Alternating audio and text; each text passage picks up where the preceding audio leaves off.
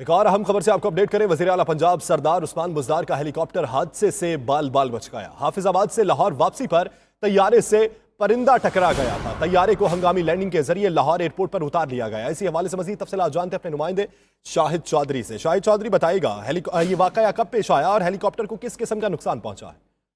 जी बिल्कुल, वज़ीर आला पंजाब सरदार उस्मान बुज़दार आज हाफिजाबाद के दौरे पर थे। लाहौर से हाफिजाबाद पहुंचे थे।